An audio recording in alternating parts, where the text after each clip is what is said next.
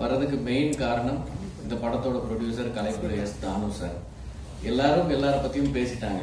நான் முதல்ல தானு சார் பத்தியே ஆரம்பிச்சு பேசலான் இருக்கேன். ஏன்னா நான் உதவி இயக்குனரா சினிமால என்னோட பயணத்தை துவங்கின போது அந்த படத்தோட ப்ரொடியூசர் வந்து தானு சார் தான். துப்பாக்கி படம் அது.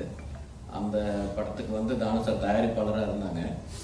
தானு சார் வந்து தான் தயாரிக்கிற படங்கள் மட்டும் அல்லாமல் மற்றவங்க தயாரிக்கிற படமா இருந்தாலும் அதுக்கும் வந்து ரொம்ப, அதாவது எப்படின்னா அவர் வந்து சினிமாவை வந்து தன்னோட கம்பெனியை சார்ந்தது மட்டும்தான் சினிமா, தான் எடுக்கிற படம் மட்டும்தான் படம் அப்படின்னு நிறைய பேர் நினைச்சிட்டு இருப்போம். எப்பயுமே ரொம்ப போக்கஸ்டா.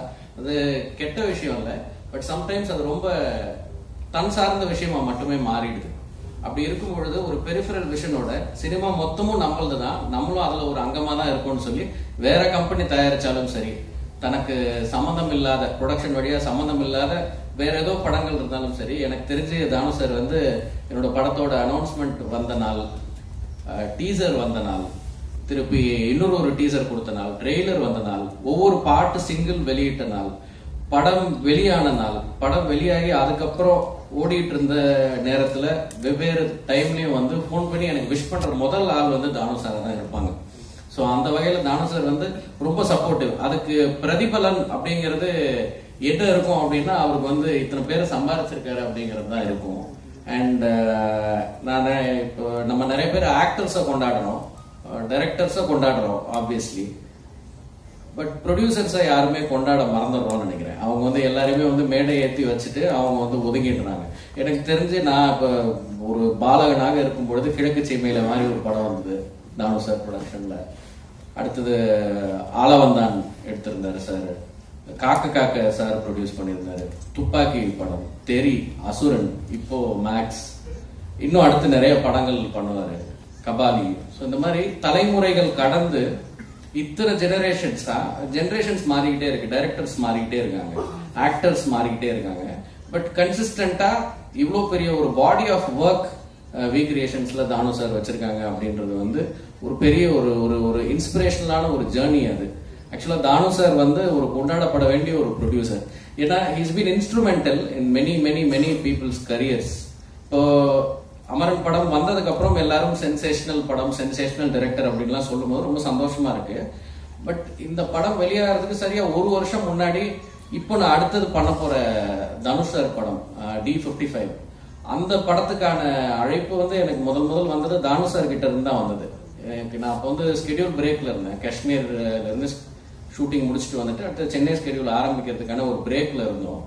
அப்போ சார் எனக்கு ஒரு ஈவினிங் ஃபோன் பண்ணி காலையில் ஆஃபீஸ்க்கு வர சொன்னார். நான் போனதுக்கப்புறம் அவர் தான் என்னை கூட்டிகிட்டு போயிட்டு கோபுரம் ஃபிலிம்ஸ் அன்புச்செழியன் சார் கிட்ட என்னை முதல்ல அறிமுகப்படுத்தி வச்சு, இந்த மாதிரி தனுஷ் சாருக்கு வந்து கதை ஏதாவது இருந்தால் நீங்கள் இவருக்கு நரேட் பண்ணுங்க அப்படின்னு சொல்லி அப்படிதான் இந்த ப்ராஜெக்ட் துவங்குச்சு. ஸோ ஒரு படம் வர்றதுக்கு முன்னாடியே ஓகே இந்த மாதிரி ஒருத்தரை யூகிச்சு இப்படி ஒன்று பண்ணலாம் அப்படின்னு, அது தன் கம்பெனிக்கான ஒரு விஷயமாவும் அதை அவர் மாத்திக்கல. அவருக்கு என்ன ரொம்ப நல்லா தெரியும். என்னை கூப்பிட்டு எனக்கு வந்து அந்த ப்ராஜெக்ட் அறிமுகம் தான் படுத்தி வச்சார்.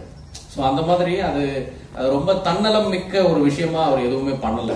ஜென்ரலா சினிமாவுக்கான செயல்பாடுகள் மாதிரியே இருக்கு அவருடைய ஒவ்வொரு செயலும். இன்னொன்னு எனக்கு ரொம்ப நெகிழ வச்ச ஒரு சம்பவம் அப்படின்னா, நான் ஃபர்ஸ்ட் பண்ண படம் ரங்கூன். அந்த படம் வந்து தானு சார் கம்பெனில தான் பண்ணியிருக்க வேண்டியது. எப்படின்னா, நாங்கள் துப்பாக்கியில ஒர்க் பண்ணிட்டு இருக்கும் பொழுது முருகதாஸ் சார் கிட்ட நிறைய அசிஸ்டன்ட் டைரக்டர்ஸ் இருந்தோம். அதுல ஒரு 3 அசிஸ்டன்ட் டைரக்டர்ஸுக்கு இமீடியட்டா அந்த படம் முடிஞ்சோன்னே தன்னோட வி கிரியேஷன்ஸ்லயே படம் பண்ணணும்னு ஆசைப்பட்டார். அவர் கூப்பிடவும் செஞ்சார். அந்த 3 பேரையும் ஒரு சர்ப்ரைஸா வச்சிருந்தாரு. அந்த சர்ப்ரைஸ்ல தான் நான் அந்த வாய்ப்பை வந்து நழுவ விட்டுட்டேன். என்ன ஆயிடுச்சுன்னா, சார் வந்து ஏப்ரல் 14 தமிழ் வருஷ பிறப்பு, அந்த வருஷத்தப்போ 3 பேரையும் கூப்பிட்டு ஒரு முன்பணம் கொடுத்து 3 படமா அந்த துப்பாக்கி படத்துல வேலை பார்த்த அசிஸ்டன்ட் டைரக்டர்ஸுக்கு நான் படம் பண்ணணும் அப்படின்னு சொல்லி சர்ப்ரைஸா சொல்லணும்னு வச்சிருந்தாரு. அதுல 2 பேர் கமிட் ஆகாம இருந்தாங்க. ஸோ அவங்க அதை யூட்டிலைஸ் பண்ணிட்டாங்க. அந்த நேரம் நான் வேற சில பேச்சுவார்த்தைகள் போயிட்டு இருந்ததுனால, ஏற்கனவே வேற ஒரு இடத்துல கமிட் ஆயிருந்ததுனால சார் கூட அப்ப ஒர்க் பண்ண முடியாம போச்சு. கண்டிப்பா தானு சார் கம்பெனில ஒரு படம் பண்ணணும்னு எனக்கு ரொம்ப ஆசை இருக்கு. அது நடக்கும்னு நினைக்கிறேன். நடக்கிறப்ப ரொம்ப சந்தோஷமா இருக்கும். தேங்க்யூ சார் இந்த ஃபங்க்ஷனுக்கு கூப்பிட்டது. எனக்கு கூப்பிட்டதுனாலதான் இப்படி விஷயங்கள் நம்ம சார் கிட்ட கூட நேரில் இதை ஷேர் பண்ண மாட்டோம். எங்கேயோ ஒரு இடத்துல ஒரு சந்தர்ப்பம் கிடைக்குது இதை ஷேர் பண்றதுக்கு. அண்ட் அவரு ஒரு விழா எடுக்கிறார் இல்ல அவரு சம்பந்தப்பட்ட ஏதோ ஒரு ப்ராஜெக்ட் வருது அப்படின்னா I think the entire industry is indebted to him in some way in some form. அதனால everyone will make it for him. இப்போ இதுல இந்த இடத்துல இவ்வளவு சேர்கள் தான் போட முடியுங்கிறதுனால இத்தனை பேர் மட்டும் கூப்பிட்டுருக்காருன்னு நினைக்கிறேன் சார். அண்ட் இப்போ இந்த படத்துடைய ட்ரெய்லர் அண்ட் சாங்ஸ் பார்த்தோம். விஜய் கார்த்திகேயா இயக்குனர், அவர் கூட இது முதல் படம் அப்படின்னு சொல்லி சொன்னாரு.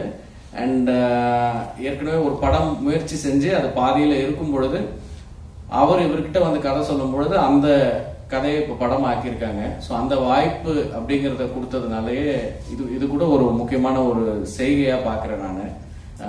விஜய் கார்த்திகேயா பிரதர், ரொம்ப நல்லா இருந்தது உங்களோட ட்ரெய்லர் அண்ட் சாங்ஸ்.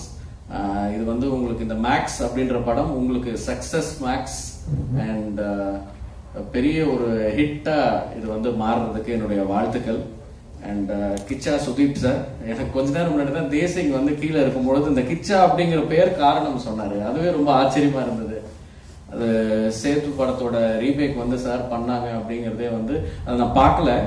பட் எப்படி விக்ரம் சாருக்கு வந்து அது ஒரு அடைமொழி பெயரா இன்னைக்கு வரைக்கும் இருக்கோ அதே மாதிரி சாருக்கும் அது ஒரு அடைமொழி பெயரா அமைகிற அளவுக்கு அந்த கதையும் அந்த படமும் மறுபடியும் அதுக்கு வந்து அவர் உயிர் கொடுத்த விதமும் தான் அந்த பேர் அவருக்கு அமைச்சு கொடுத்துருக்கோம்னு நினைக்கிறேன். அண்ட் ஜென்ரலா சொல்லுவாங்க ஆன்டகனிஸ்ட், அதாவது படத்துல வந்து புரோட்டாகனிஸ்டுக்கு ஹீரோக்கு அகெயின்ஸ்டா இருக்கிற ஒரு கேரக்டர் வந்து ரொம்ப பவர்ஃபுல்லா இருக்கணும், ரொம்ப பவர்ஃபுல்லான ஒரு கேரக்டரா இருக்கணும், கேரக்டரைசேஷனா இருக்கணும் அப்படின்ட்டு.